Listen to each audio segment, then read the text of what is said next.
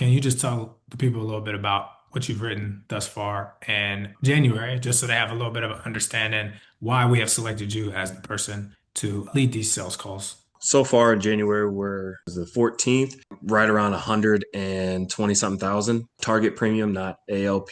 Typically write IULs or largest. I do estate planning and mortgage protection, so larger life insurance policies. And I do that monthly, pretty much how it goes. Gotcha. That's why he's on here. He is literally our number one producer, but also very qualified to go through this with you. So I want to start, Mike. Let's just hop right into it. Sure. In your opinion, where do you think agents are going wrong with selling IULs? I think the first part where an agent might go off the rails is mentioning right off the rip IUL. I think mentioning a product name is it's just a bomb. It's waiting to detonate.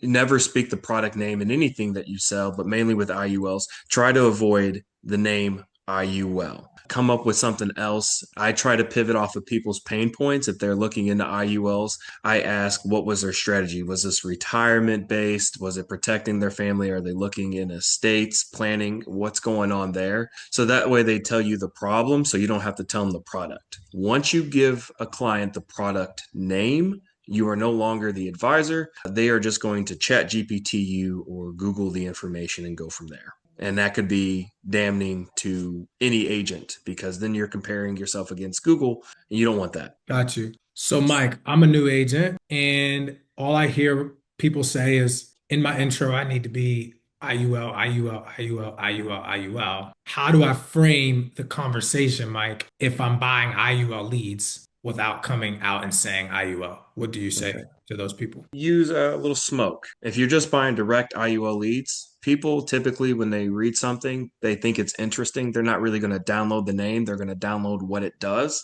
for them. So when you call a client and they filled out an IUL lead, just introduce yourself. Say, I was calling on the indexed accounts that you inquired about. Your strategy there. Was this to protect your family or was this more so about retirement purposes? At that point, they're going to say indexed accounts. Then you're going to minimize, the IUL, like the life insurance, the investments through life insurance. That minimizes that name because they've probably been getting called all day, every day. You don't want to bolster that name. You want to bolster the name that you're trying to present, which is the problem solver. Index accounts, nobody's ever heard of something like that. So, my follow-up to that is okay, now if I'm an agent, a lot of agents that we talk to, and I get this question a lot, they're like, Trey, I'm running the leads. I'm going through, we try to focus very heavily, this Mike, on retirement strategy angle when we do advertising, because what you said is true. We're not trying to come out and just blast IUL because they'll either look at it, fill it out, think it's a scam from the beginning, and they won't give you the opportunity to present it.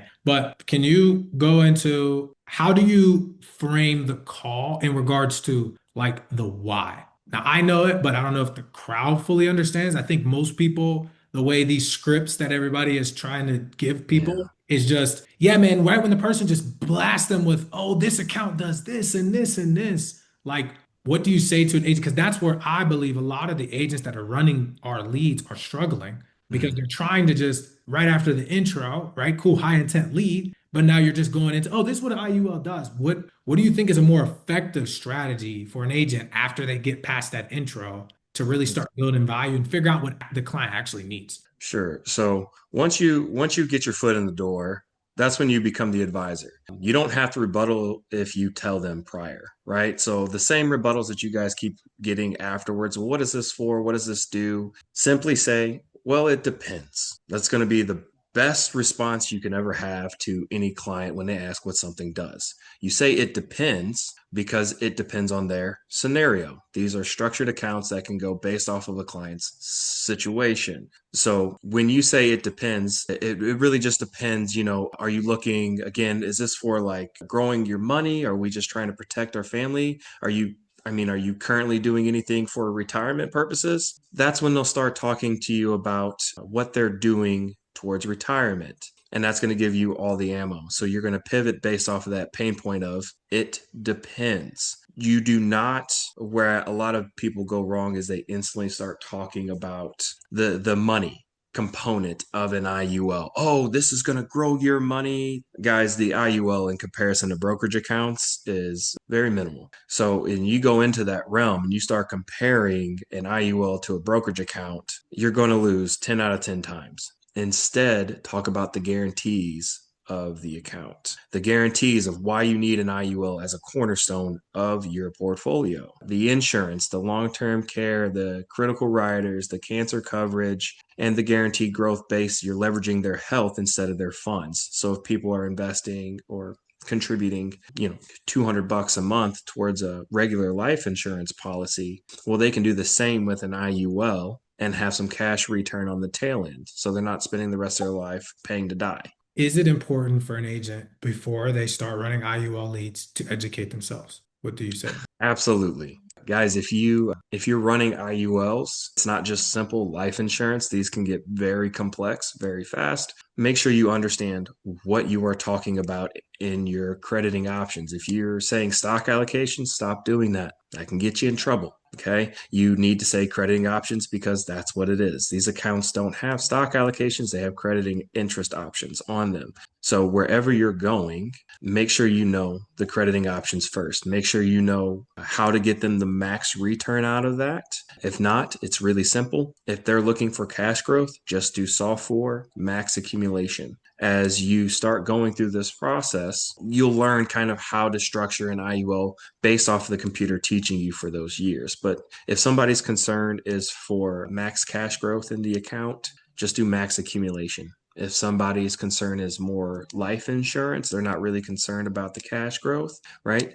Just do max life. Let the computer do that for you as far as structuring goes. But you absolutely need to know because every carrier has different options, different crediting options. It's not just send it to one company and one size fits all. Mike, how do I study and learn that information? What's your answer to an agent that asks you that? Go to the carrier, go to their knowledge board, their library, and study the product. Typically, every single carrier is going to have all the information you could need in their library. Once you learn your carrier products, that's base knowledge. The next step is, well, you have to develop a pitch. So that's Mhm. when you're going to get more into YouTube, seeing how people pitch an indexed an IUL, how they go about that. But without the basic information, the pitch isn't going to work. You need to develop a pitch for every single IUL that you are trying to sell a client because every IUL is different, every pitch is different. Mike, what is a pitch for the agent that is hearing that and they're like, when you say pitch, are you talking about a close to that agent that doesn't know? What can you explain what a pitch is?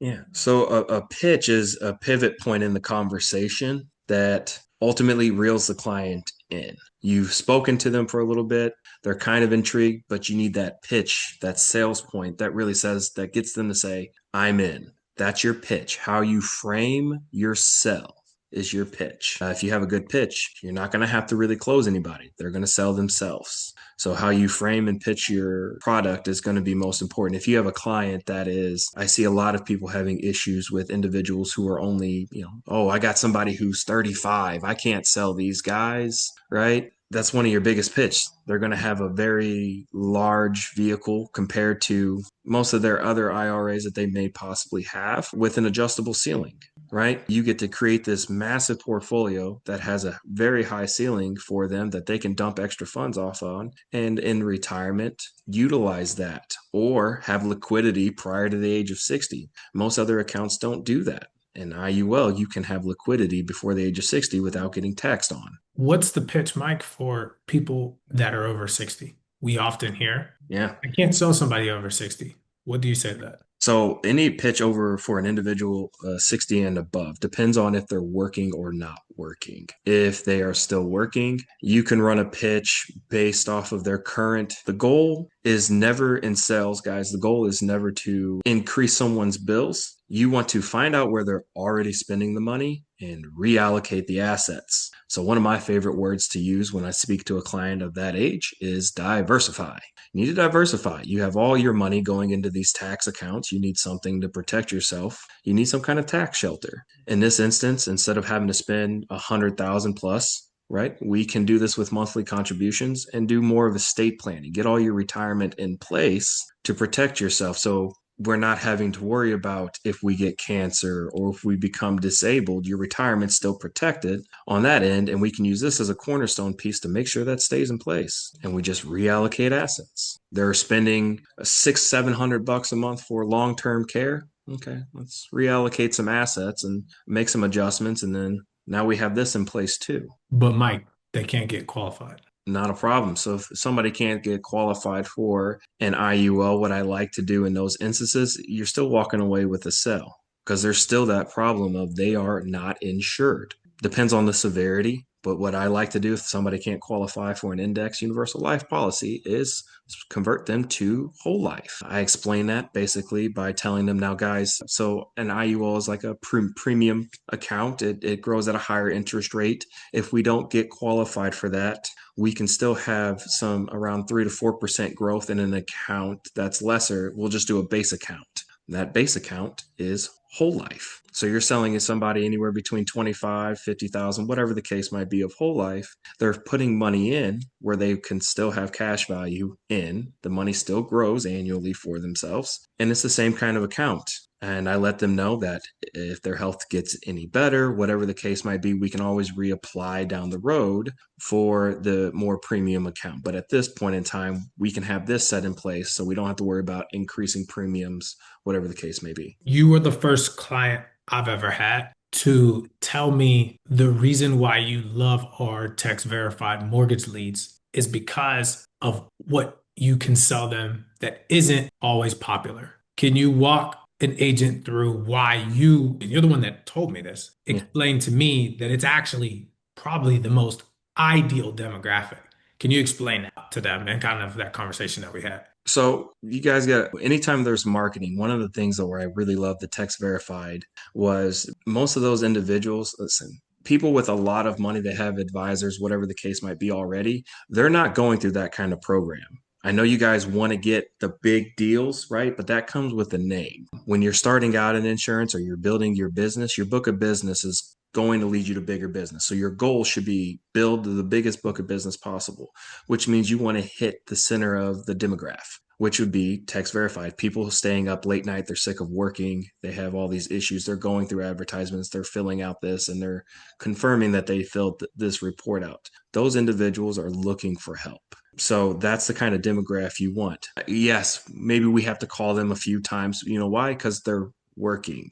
They have jobs. They're doing something, whatever the case might be. So that's why the text verified is my favorite kind of lead to run. I also really like age leads as well, simply because I know these people have an interest there, that they have a job and that they really want it because, well, they had to confirm multiple times that they wanted this. You once told me that homeowners with the mortgage leads set you up for bigger deals for estate planning, IULs, potential annuities. I have a lot of agents who ask, how do I get that? Or how did you come to that with those leads? How are you able to find those type of deals within a lead that's not coming through the funnel for that reason? They're coming through for to protect their mortgage. But then you were like, hey man, this is actually the most ideal demographic for what I'm really trying to sell them. Can you walk an agent through like what that looks like and how they can sell IULs and annuities from these mortgage specific leads? So with mortgage, there's so much fun. People typically will look at the number of what they have on the piece of paper and they just try to quote them out that much coverage. And then what happens most of the time you guys get hung up on, or maybe whatever the case might be. Why I like mortgage is if you take a different approach and you attack the equity of the home, that's where your money is at. So you're not just pinning yourself to, well, what if this person can't get qualified for 150,000? They're 69 years old, is going to cost them too much. You have nowhere else to go. But if you attack the equity of the home, there's a few paths. If it's a price issue, you can tell them, well, realistically, they have enough equity in the home, just cover the taxes of the home, right? So now you're able to lessen that to maybe 25, 40,000 of coverage at a third of the cost. Clients are happy. Say they can't get covered. Well, now we're switching to estate planning. They need this. Well, Joe, you may not even need insurance. I mean, do you have any accounts out there, like maybe old 401ks, anything like that, that could possibly act like life insurance? Well, yeah, I got X, Y, and Z from previous jobs. I got 100 and something thousand at an old 401k. Well, Joe, instead of spending $800 a month on life insurance, which nobody's going to do, right? They agree. No. What you can do is called a rollover. And then you move that money into an annuity, estate planning. So even if you can't get their life insurance, you can still get their old accounts that they've left money in and just do estate planning. That's why I like mortgage, because you can do life insurance, or you can get life insurance and an annuity, or, and plus if you get a homeowner, you're going to get their entire family. It's almost like working for State Farm, right? If I work with you and I help you on your home, I'm going to get your entire family as well. Mortgage is the biggest referral lead out there. So, Joe, if you were to pass away, who would be the recipient of your home? Oh, my daughter, so and so. Okay. And if something happens to her, who else? Oh, so and so. Now, obviously, with estate planning, we want to make sure that they're aware of this process. So, if something happens to you, they can contact me and I can get this all set in place. Do you have their phone number? Okay. Now, Joe, I'm going to give them a call, give them a rundown of what we do here. And since they're your family, I'll make sure they're taken care of already. If they don't need me, don't worry about it. I'll be out of their hair. But obviously, it's important. I want to make sure they're taken care of too. Sound fair? Oh, yeah, definitely talk to them. Okay. Now I'm talking to their family because they think they're going to get the home. So they need to have their protection in place to make sure that they have the assets to pay for the home. Why do you think that agents have a hard time understanding that they're really here to be problem solvers rather than, and you said at the beginning, but why do you think it is that people just want to pitch products all day long? I want to pitch final expense. I want to pitch term because it's supposed to be a mortgage lead, right? I want to pitch an IUL when it really might not be the best fit. Like, where do you think that comes from, or why do you think that? Why do you think that is? I think that comes from, well, sales culture. Salespeople, anybody can sell, right? I can hop on the phone, I can talk to anybody, which if you think you can sell, it puts you in a follower position. You need to become a leader. There is not one specific product that's going to solve everyone's problem. The problem picks the product, and we aren't listening to the client. Most of the time, we just look at the piece of paper and instantly come up, oh, $200,000 of coverage. I'm going to sell them the cheapest thing possible to make sure that I can eat. And that bleeds through in a conversation because half the time it doesn't work. You have no other ammo, right? It's just lowest bidding war wins. If you come into a conversation and you're offering different ideas and different concepts and really trying to help the client, right? The fallback is the cheap sell. You're offering, we can do this, it's 500 a month, and this is going to be covered XYZ. All your problems are solved, all the bells and whistles. You fall off a ladder, your house is taken care of, mortgage and your medical bills, right? But if you don't care about that, you just want some liability insurance, it can be this much. If we're just pitching term, well, how do you do that with $100,000 worth of coverage? $100,000 a term is $100,000 a term. You need to come into these aspects and having the knowledge to go in there trying to pitch an IUL of what that does for them with mortgage protection, right? You need to go in there with whole life pitch, a term pitch, and just listen to their problems and guide them accordingly. I know most everybody sells with 3 pitches, gold, silver, bronze, whatever the case may be. There you go. IUL term whole life. And at the very bottom, if you can't sell them anything because they're not healthy, you guys are sleeping on accidental death benefit. Everybody qualifies for ADB, dang there anyway. You every sale you walk into, you should at least walk out with, 30 or 40 bucks worth of commission because of ADB. $500,000 across the board. Take it. People will eat it up. I think the most underrated thing you just said was going into with your 3 pitches instead of gold, silver, bronze, and having them be all allocated towards term or all allocated towards IUL or allocated towards final expense, rather having each of them be allocated towards problems and way that those individual products solve that problem. One last thing, because we're wrapping up here. Sure. For everybody that doesn't know, Mike does not get on Zoom. One would ask, how do you write so much business without getting on Zoom? Now, you told me that, and I took this and I loved it. You were like, I challenged myself to sell without having to use the actual instruments in front of me and rather use my words to paint and gain trust. Can you walk them through how you got there and why you still choose and can write business at such a high level without having to and he's not anti-Zoom, y'all, but I just want him to explain it, why he does it. Because when you hear it, you're gonna be like, oh, that makes sense. But can you walk them through like why you do that? Sure. For one, I go into sales and I think everybody should think this way, right? If everybody's kind of trying to figure out what a client is thinking, and that's where they get caught up. Oh, do they want this? Do they not? I don't know. Ask yourself, would you fall for it? Would you buy this? Would this be something that interests you? So I go into every conversation with the same mentality of what would I like? And I know I wouldn't like to hop on Zoom. I hate doing Zoom. I call my insurance company. I go about my daily acts. They ask me to hop on Zoom. I walk away. I just go with the easiest, simplest thing. So the theory of KISS, keep it simple, stupid, right? If they don't ask, don't give. You're the teller. So I prefer being on the phone rather than Zoom because I can adjust my tone. They don't know who they are looking at. They don't know who they're talking to. I can be whoever they want me to be. So just by them answering the phone within the first few seconds, me getting their name, I hear their tone, I can adjust my tone. If they have an accent, I can adjust my accent to their demographic. They're a little bit country, I can be a little bit country too. You can switch that up based off that limited information. And I think that's what a lot of people don't pay attention to. You have the control if you're not on Zoom. If they hop on Zoom, once it goes from a tonality to a visual thing, visuals sit-ins, right? Visuals is over 80% psychology of the cell. How if they like you, if they like how you look.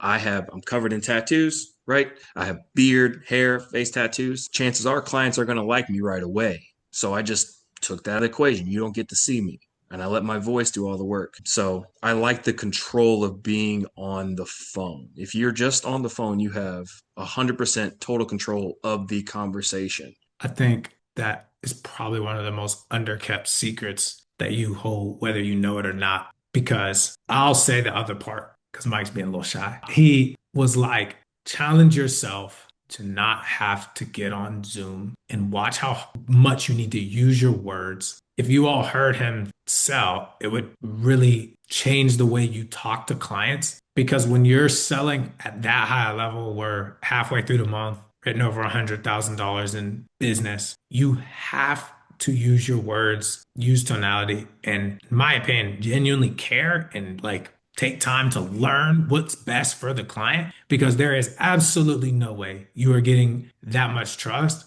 without being on camera unless you are really, really good at what you do. And I only say that because for those agents who are like, I have to get on Zoom, I have to do an illustration, if you would just try it, listening to himself, it would change the way that you do everything because you can't pull up an illustration and be like, oh, well, it does this and share your screen. You have to, like he said, create a pitch that portrays the actual problem that's being solved. Because you listen to Mike, he's not spending the whole conversation going through 15,000 different numbers. And maybe we'll talk about that next month. We'll go through that. But I just want everybody to understand the importance. I would suggest for anybody that's watching between now and next month, like you need to try and just challenge yourself to do it. I promise you. Like I even tried to do it with some of my clients that were trying to buy leads and stuff. It's changed everything because you literally have to learn how to paint pictures with your word, gain trust through your words. So that's all I got, Mike. If you have anything else you want to share with them before we hop off, the floor is yours. And then if not, we can hop off, brother. I think I just got the last bit. If I can tell anybody, if you want to become a great salesperson or an advisor, you need to learn to walk away.